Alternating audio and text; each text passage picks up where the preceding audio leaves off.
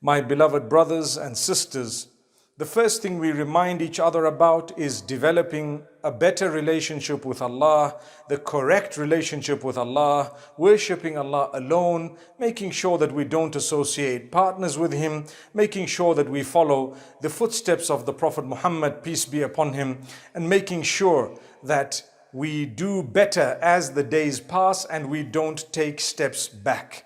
So my brothers and sisters, we must realize that Allah subhanahu wa ta'ala has given us the blessing of Muhammad sallallahu alayhi wasallam being our messenger. لَقَدْ مَنَّ اللَّهُ عَلَى الْمُؤْمِنِينَ إِذْ بَعَثَ فِيهِمْ رَسُولًا مِّنْ أَنفُسِهِمْ. Indeed, Allah has favored the believers by sending to them, or when He sent to them, a messenger from among them, to remind them, to purify them, to read to them the verses of Allah, the revelation, and so on. Favor of Allah. So consider yourself favored when you know that Allah sent to you from among you a messenger, subhanallah, to remind you, and take the reminder seriously.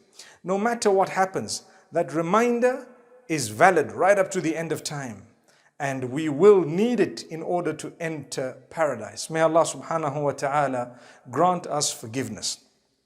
One of the beautiful things that Muhammad sallallahu alayhi wasallam has taught us is supplication, how to supplicate, how to make dua, how to call out to Allah for our needs. So remembrance of Allah is one thing. When you recite the Quran, that is the remembrance of Allah. When you engage in what's known as dhikr, repeating the names of Allah, the qualities of Allah, praising Allah, that is all dhikr. It is the remembrance of Allah. Similarly, if you were to commit a sin and you remembered Allah and abstained from it, that is the remembrance of Allah. Or if you wanted to fulfill a good deed, you remembered Allah and you fulfilled it, that is also the remembrance of Allah subhanahu wa ta'ala. So when we say remembrance of Allah, it includes a lot of things. But when we say dua, supplication, it is a type of remembrance of Allah, but in it there is more of the calling out to Allah for our needs. And Allah loves it when we call out to Him. مَنْ لَمْ يَسْأَلِ اللَّهَ يَغْضَبْ عَلَيْهِ. The Prophet ﷺ says, whoever doesn't call out to Allah, doesn't supplicate, doesn't ask Allah for his or her needs, Allah is upset with that person. Ask Allah. Allah wants you to worship Him. Acknowledge that He is the greatest. So the Prophet Muhammad, peace be upon him, called out to Allah using so many beautiful supplications. You know, I have a series known as Supplications from Revelation, but we did not cover every single supplication because obviously there are so many. But today I wish to share with you a hadith of Anas radiallahu anh. The Prophet sallallahu alaihi wasallam tells us quite clearly. And he was speaking to one of his family members, telling them that, you know what? Why don't you listen to what I have to say, or would you like to listen? You wouldn't lose anything if you listened to what I said, subhanallah. So he gave a small introduction. He said, every morning and evening, call out to Allah using the following words. Allahumma ya hayyu ya qayyum. In fact, he just started with ya hayyu. Ya hayyu ya qayyum birahmatika astaghith. Aslih li sha'ni kullah. وَلَا تَكِلْنِي إِلَى نَفْسِي طَرْفَةَ عَيْنٍ. Wow. The Prophet Muhammad sallallahu alayhi wasallam teaching his own family a dua to call out to Allah every morning and evening. It is important for us to analyze this. Why was he teaching it to his family? Because it was obviously very important.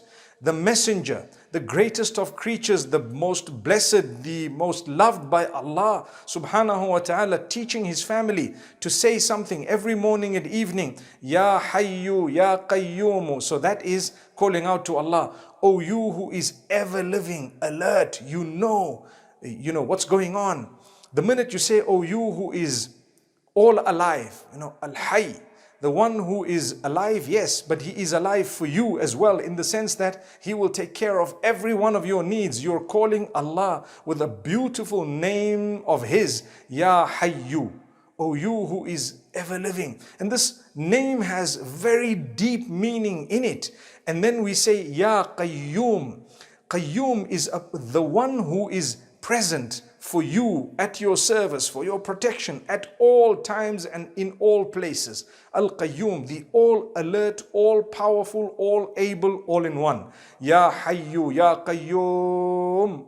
Just by saying those names of Allah, you've already praised Allah tremendously. If only you understood what that meant. Ya Hayyu, Ya Qayyum. Imagine we are expressing our weakness and the fact that we are incapable of protecting ourselves except with the help of Allah. And we are dependent on Allah when Allah is totally independent. Ya Hayyu, Ya Qayyum, I'm calling out to you, O you who is all alert, all alive, all capable, all able, who is there for me at all times, in all places, who is able to do anything and everything. Oh you, now we're calling out to Allah. Birahmatika astaghith.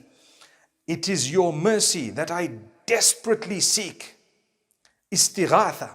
Istighatha is when you desperately seek something from Allah and Allah alone.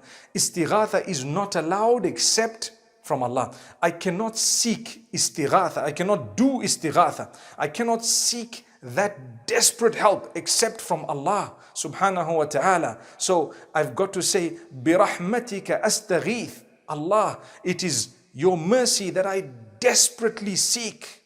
So you used his names.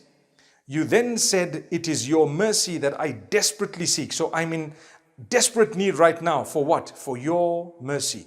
Oh, you who is all capable, all able. Now, what type of mercy would you like? Obviously, everyone is in different situations. No matter who you are, where you are, we have unique situations. But the Prophet Muhammad, peace be upon him, when he teaches a dua, it encompasses everyone, everywhere, and everything, subhanallah. So we have Ya Hayyu Ya Qayyum birahmatika astaghith. Your mercy I desperately seek. Aslih li sha'ni kullah. Make good for me all my matters, all my affairs, all my issues. Make them good for me, subhanallah. We're calling out to Allah with beautiful words, saying, Oh Allah, make good for me. I desperately seek your mercy. All my affairs, I want you to make them good for me, no matter what I'm going through, be it a health matter, be it, for example, financial matters, social matters, your marriage, your whatever it may be, some uncertainty, a job, anything it may be. Aslih li sha'ni kullah.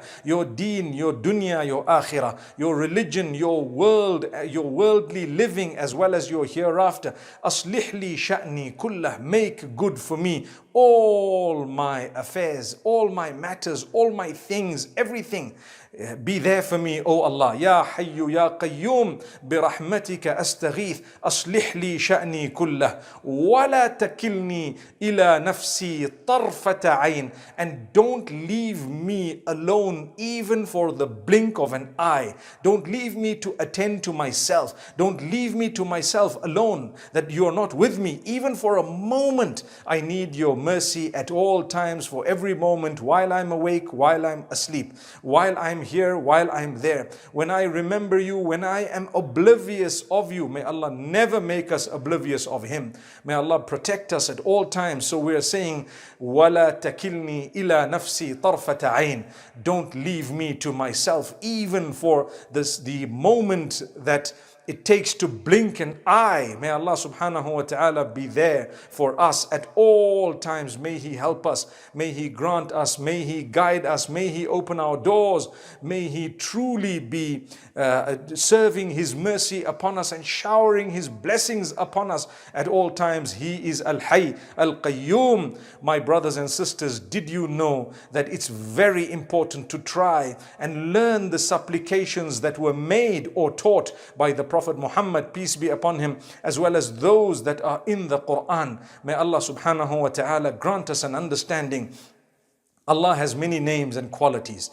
Allah has many names and qualities. And Allah loves for us to use those names and qualities to call out to Him And that's why it's important for us not just to say Ya Allah, but we say Ya Rahmanu, Ya Rahimu, O you who is most merciful, O you who is most forgiving, O you who listens to the dua, O you who is the Almighty, O you who is the greatest, O you who is the curer, O you who is the owner of the Day of Judgment, and so on. Learn the names of Allah, because in another hadith, the Prophet ﷺ also tells us about how anyone who learns 99 of the names of Allah subhanahu wa ta'ala, memorizes them, understands them, and uses them to worship Allah, to call out to Him, to supplicate to Him, they will have paradise in return, because they've recognized Allah. You recognize Allah through His names and qualities. So if you were to understand every name of Allah and every quality of Allah, and you were to know and believe that nobody can be equal to Allah in any of His names or qualities, لَيْسَ كَمِثْلِهِ شَيْءٍ, there is nothing like unto Allah. No body, no thing like unto Allah. وَهُوَ السَّمِيعُ الْبَصِيرُ, yet He is all hearing, all seeing. So His hearing is like none other, and His seeing is like none other. It is way beyond the hearing and seeing of anyone else. So my brothers and sisters, learn the names of Allah. Also, it's important for us to know that when we've learned the names and qualities of Allah, we've memorized them, at least 99 of them, and they go beyond that figure. But at least 99 of them, we need to memorize them, inshallah, understand them, use them to call out to Allah. It will help us recognize Allah. When you've recognized Allah, Allah says, you know what? Man ahsaha aw hafidhaha dakhala al-jannah. Whoever has memorized them, all of them. And the word memorize, I've tried to summarize the various meanings that the scholars have put into that particular word. And inshallah, when we do that, we will definitely earn paradise.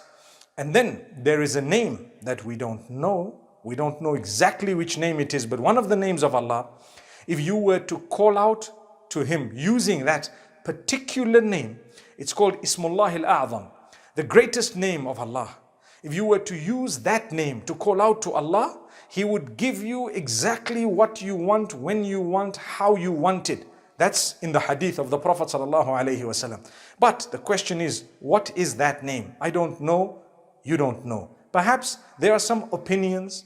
Ya Ahad as-Samad alladhi lam yalid wa lam yulad, etc. wa lam yakul lahu kufuwan ahad. Various opinions, but the reality is we don't know that name. You need to call out using every name that you've ever come across and quality of Allah in order for you to get what you want, exactly how you want it, when you want it. So I thought I'd share with you in today's sermon the beautiful dua. Ya Hayyu Ya Qayyum برحمتك أستغيث أصلح لي شأني كله ولا تكلني إلى نفسي طرفة عين. And I've explained it. It is referring initially, calling out to Allah with His names, O you who is all alert, all awake, all able, all capable, the one who is there for me at all times, all places. I desperately seek your mercy. I desperately seek your mercy in all my affairs, all my matters. Don't leave me to myself even for the batting of an eyelid, even for the blinking of an eye. That's the dua. You should make it every morning and every evening. You can repeat it as many times as you want. Odd numbers. Make sure you're concentrating and see how you feel. May Allah subhanahu wa ta'ala bless us with the ability to memorize this dua and many other duas made by the Prophet ﷺ or taught by him, for indeed that is the mercy of Allah. أقول قولي هذا وصلى الله وسلم وبارك على نبينا محمد والسلام عليكم ورحمة الله وبركاته.